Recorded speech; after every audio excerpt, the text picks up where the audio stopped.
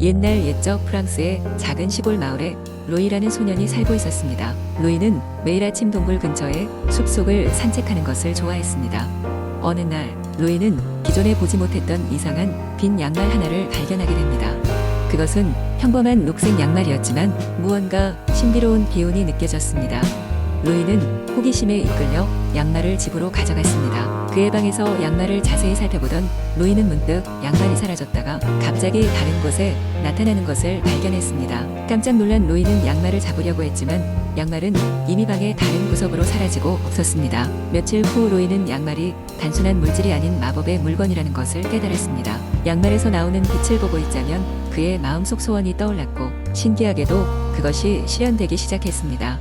로이는 가족이 더 행복하고 부유해지기를 바랐고 곧 그의 부모님의 농장은 지난해보다 배로 풍성한 수확을 거두게 되었습니다. 로이는 이 마법의 양말을 통해 많은 사람들을 도와주기로 결심했습니다. 그는 마을 여기저기를 돌아다니며 어려운 처지에 있는 사람들에게 양말의 소원을 빌게 했습니다. 덕분에 마을은 점차 활기를 찾아가기 시작했고 집집마다 웃음소리가 끊이지 않았습니다. 하지만 그중에는 자신의 이득만을 위해 소원을 빌던 사람들도 있었습니다. 어떤 탐욕의 농부는 자신의 농장만이 번창하길 바라며 모든 이웃의 불행을 기원했습니다. 그 결과 그 농부는 곧 자신의 탐욕으로 인해 마법의 역효과를 겪게 되었고 작물이 시들어버리고 말았습니다. 이 사건을 계기로 로이는 많은 것을 깨달았습니다. 마법은 선한 목적으로 사용해야 하며 어떤 힘도 그것을 잘못 사용할 경우 크게 잘못될 수 있다는 것을 말입니다. 로이는 양말을 다시 숲속으로 가져가 원래 있었던 돌무더기 아래 묻었습니다. 그리고 주변에 알렸습니다. 이 양말의 마법은 언제나 우리를 가장 필요로 하는 때 다시 나타날 것입니다. 그 후로도 마을 사람들은 서로를 도우며 행복하게 지냈고 그들은 로이와 양말의 전설을 오랫동안 기억하며 아이들에게 전해주었습니다. 로이의 용기와 양말의 마법은 사람들의 마음속에 따스한 희망과 교훈으로 남아 영원히 잊히지 않았습니다. 두 번째 이야기 옛날 옛적 프랑스 북부의 루앙 근처에 울창한 숲이 있었습니다. 이 숲은 사시사철 푸르른 나무와 아름다운 야생화들로 가득 차 있었고 사람들은 이곳을 마법의 숲이라 부르곤 했습니다. 왜냐하면 이 숲에는 기이한 이야기들이 많았기 때문입니다. 그중 가장 유명한 이야기는 성냥팔이 소년의 이야기입니다. 루앙 마을에는 세바스티앙이라는 어린 소년이 살고 있었습니다. 그는 매우 가난하여 매일 마을 주변을 돌아다니며 성냥을 팔면서 가족의 생계를 책임져야 했습니다. 그러나 성냥을 사려는 사람들은 점점 줄어들었고 세바스티앙은 대책 없이 다시 숲을 향해 걸어갔습니다. 어느 날 저녁 숲속 깊은 곳에서 길을 잃고 말았습니다. 길을 찾으려 노력했지만 어둠이 짙어지고 나무 사이에서 이상한 소리가 들려오자 두려움이 엄습해왔습니다. 그렇게 몇 시간을 헤매다 지친 세바스티앙은 근처의 오랜 나무 밑에 앉아 쉬기로 했습니다. 그는 호주머니에서 성냥 한 개비를 꺼내 불을 붙였습니다. 불빛이 어두운 숲을 밝히자 이상한 일이 벌어졌습니다. 눈앞에 웅장한 성이 나타난 것입니다. 이 성은 빛으로 가득 찬 곳이었으며 그곳에는 마법이 걸린 듯 환영 같은 사람들과 다양한 동물들이 살고 있었습니다. 세바스티앙은 놀랍고도 흥미가 들어 성의 문으로 다가갔습니다. 성에 들어서자 왕자처럼 생긴 남자가 세바스티앙을 반갑게 맞이하며 말했습니다. 안녕하세요. 저는 이 숲의 수호자입니다. 이 성은 마법의 성으로 당신이 가진 순수한 마음 덕분에 이곳에 올 수 있었습니다. 안으로 들어오세요. 따뜻한 식사와 편안한 잠자리가 준비되어 있습니다. 세바스티앙은 왕자의 초대로 성 안으로 들어가게 되었고 마법 같은 시간을 보냈습니다. 성에서의 시간은 마치 꿈속을 거니는 듯 했습니다. 그는 성에서 많은 마법을 경험하고 마을에서는 상상도 할 수 없는 다양한 음식을 맛보았습니다. 성의 모든 사람은 그에게 친절했고 그와 함께 춤추고 노래하며 즐거운 시간을 보냈습니다. 하지만 성에는 특별한 규칙이 있었습니다. 성 밖의 세계로 돌아갈 때는 단 하나의 소원을 빌 수 있었고 그 소원은 반드시 선한 마음에 기반해야 했습니다. 세바스티앙은 곰곰이 생각하다 이렇게 소원을 빌었습니다. 제가 사는 마을의 사람들이 더 이상 가난과 굶주림에 시달리지 않도록 해주세요. 왕자는 세바스티앙의 소원에 감명을 받아 웃으며 말했습니다. 정말 아름다운 소원이구나. 너의 소원은 이루어질 것이다. 자, 이제 너는 집으로 돌아가도 좋다. 세바스티앙은 잠에서 깨어난 듯 숲속에 다시 혼자 있게 되었습니다.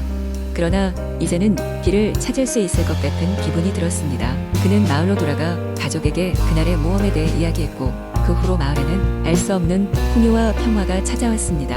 마을 사람들은 모두 성냥팔이 소년 세바스티앙을 칭찬하며 그의 선한 마음을 기리게 되었답니다. 그리하여 루앙숲의 이야기는 오랫동안 전해지게 되었고, 이야기를 들은 사람들은 모두 세바스티앙처럼 착한 마음을 갖기를 다짐했다고 합니다. 세 번째 이야기. 오래전 프랑스의 한 작은 마을 라 부르블랑슈에는 힘세고 똑똑한 말 루논이 살고 있었습니다. 루논은 그의 주인인 페르난과 함께 행복한 시간을 보냈고, 마을 사람들은 그들을 사랑했습니다. 하지만 어느 날 이 작은 마을에 어려움이 찾아왔습니다. 마을을 둘러싼 숲에 무서운 괴물 드래곤이 나타나면서 마을 사람들은 더 이상 숲속에서 나무를 베거나 사냥을 할 수 없게 되었습니다. 드래곤은 밤마다 마을 주변을 배회하며 공포를 불러일으켰습니다. 페르난은 어떻게든 이 상황을 해결하고 싶었습니다. 그는 마을 어르신들에게 조언을 구했지만 누구도 이 강력한 적을 향해 맞설 용기가 없었습니다. 그러던 중 마을의 한 지혜로운 노파가 페르난을 불러 세우더니 전설적으로 전해져 내려오던 라 부르블랑슈의 검 이야기를 해주었습니다.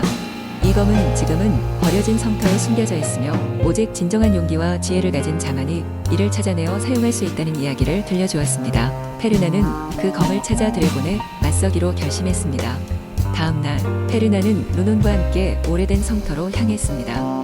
밤낮을 가리지 않고 찾아 헤맨 끝에 드디어 성터의 깊숙한 방에서 묘한 빛을 내뿜는 검을 발견했습니다. 하지만 검을 뽑는 순간 땅이 흔들리며 성터가 무너져 내렸습니다. 페르난과 루논은 가까스로 탈출하였고 마을로 돌아와 마을 사람들에게 이 소식을 전했습니다. 페르난과 루논은 마을 사람들의 응원을 받으며 드래곤에게 맞서기 위해 숲으로 떠났습니다. 모두가 두려움에 떨며 그들의 행운을 빌었습니다. 드래곤과의 대결은 치열했지만 루논의 훌륭한 기동력과 페르난의 지혜로운 전략 덕분에 드래곤을 물리칠 수 있었습니다. 마지막으로 페르난이 라 부르블랑슈의 검으로 드래곤의 심장을 꿰뚫자 드래곤은 불타오르며 하늘로 사라졌습니다. 마을 사람들은 그들의 용감한 영웅 페르난과 루논을 환영하며 축제를 열었습니다. 그리고 그날 이후로 마을은 다시 평화를 찾았고, 전설적인 이야기 속의 검은 마을 회관에 전시되어 오랜 세월 동안 사람들에게 용기와 지혜의 상징으로 남았습니다. 이것이 바로 라 부르블랑슈의 전설입니다. 네 번째 이야기. 옛날 옛적 프랑스의 한 작은 마을 샹볼레네는 루플라네라는 소녀가 살고 있었습니다. 그녀는 항상 기발한 상상력을 가진 채로 마을 주변의 숲에서 놀기를 좋아했습니다.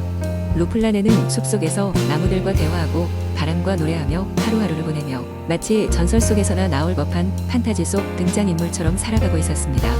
어느 더운 여름날 루플라네는 숲의 가장 깊숙한 곳으로 들어갔습니다. 그곳에서 그녀는 세상에서 본 적 없는 빛나는 작은 문을 발견했습니다. 문을 열자 그녀는 한적한 언덕과 맑은 강물이 흐르는 신비로운 세계로 들어가게 되었습니다. 그곳에서 루플라네는 말하는 여우 피에르를 만났습니다. 피에르는 그녀에게 이 세계의 조용한 비밀을 알려줄 수 있는 지도자였습니다. 피에르는 루플라네에게 작은 마을을 소개하며 마을 사람들은 모두 무언가를 잃어버린 채 그늘진 표정으로 살아가고 있었습니다.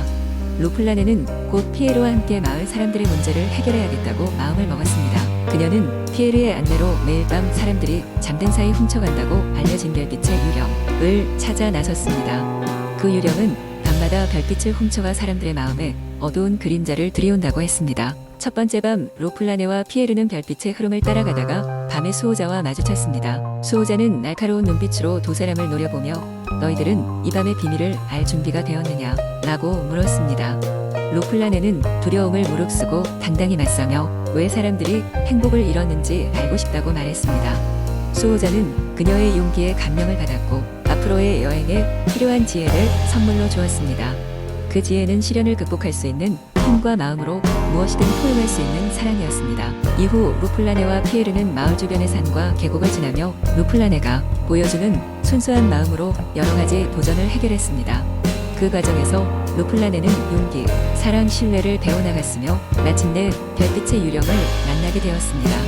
유령은 고독한 존재였으며 세상의 아름다움을 사랑했지만 사람들의 욕심에 지쳐 자신만의 방법으로 삶을 표현하려 했던 것이었습니다. 루플라네는 그를 이해하고 별빛을 되돌려주기를 부탁했습니다. 그녀의 진심 어린 말에 감동한 유령은 별빛을 돌려주기로 결심했고 마을은 그리고 그 땅은 다시 생기로 가득 차게 되었습니다. 마침내 루플라네는 새로운 친구들과 함께 마을로 돌아왔습니다. 마을 사람들은 과거를 되찾고 다시 희망을 품고 살아가게 되었고 피에르와 루플라네는 서로를 위로하며 더욱 깊은 친구가 되었습니다. 그 후로도 루플란에는 종종 신비한 숲을 드나들었고 그녀의 모험담은 프랑스 전역에 퍼져 사람들에게 꿈과 희망을 주는 이야기로 전해졌다고 합니다.